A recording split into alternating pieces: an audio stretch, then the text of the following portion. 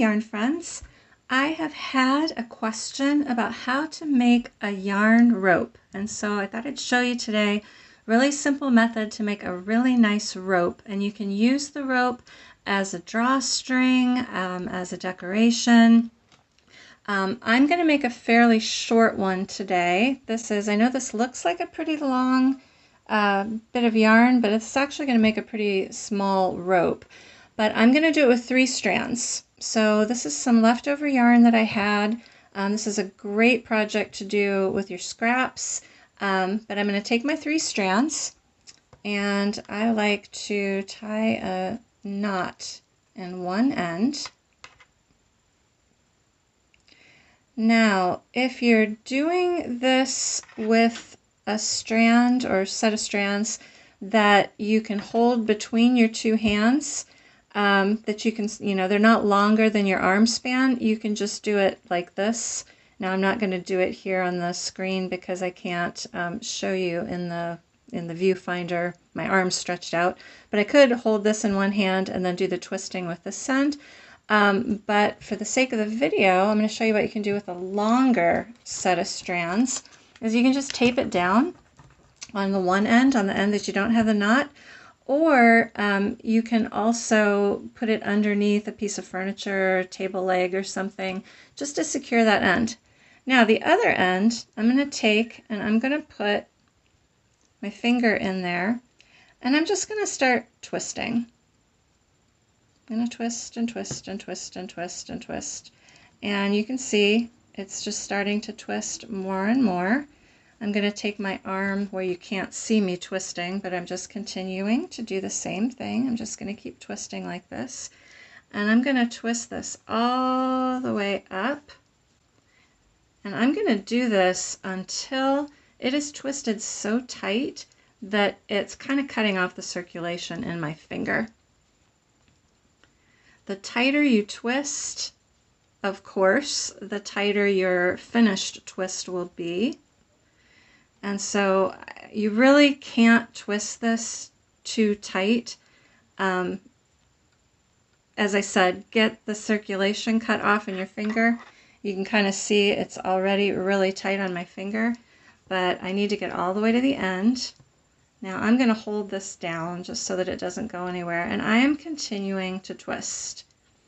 If I get tired with the one hand, I can bring it over here and I can put, oh, see, it already wants to twist up, but we're not ready for that. I'm going to keep it stretched out. So I'm just going to put it in my other hand and I'm going to keep twisting. I just want to make sure that I continue twisting in the same direction. And I'm going to just twist this until it is so tight I almost can't twist it anymore. This is about a 3-foot piece of string, or 3 pieces of yarn that are about 3 feet long each. If you want a finished rope that's about 24 inches, you need to start with between 5 and 6 feet of yarn. It really twists up. All right, I've got that pretty tight. It doesn't want to twist much more. Now what I'm going to do, I want to get a hold of that and don't let it twist up. Keep it taut. And then at this point, I want to get it off of my finger. You can see my finger's kind of purple there. And I'm going to bring the 2 ends together. And you can see what a mess that made. That's not pretty at all. But if you just pull them apart, get it so that it's stretched out, and then let it wind itself back up. If you've got I've got a little bubble in there, just pull it out. Just get to the end here, stretch the end so that the rope is half and half, and look at that. Look at that nice twist. That is just gorgeous. Yeah, there's a little bit there that's kind of bumpy, so I'm going to stretch that out and try to get some of that bumpiness out of it. Look at that. That is beautiful. Now, this end that's kind of raw, I'm going to knot it again.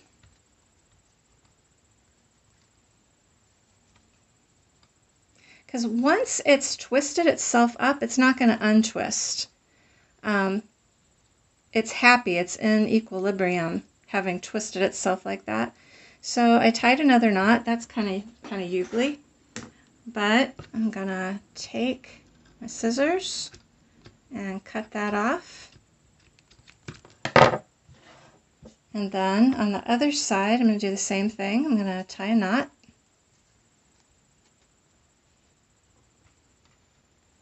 I'm going to insert my scissors right into that twist and cut.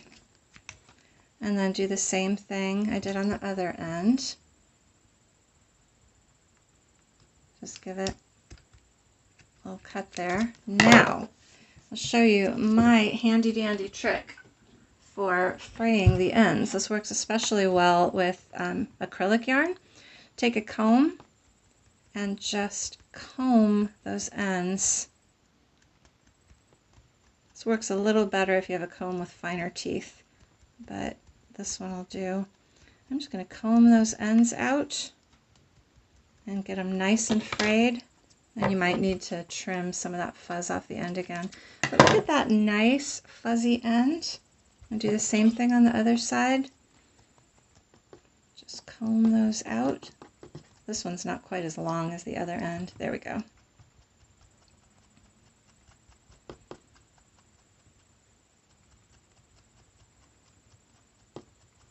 I'm going to trim the little fuzz off. And look at that. Look at my nifty, swifty little rope. And that is how you make a yarn rope. Hope you enjoy.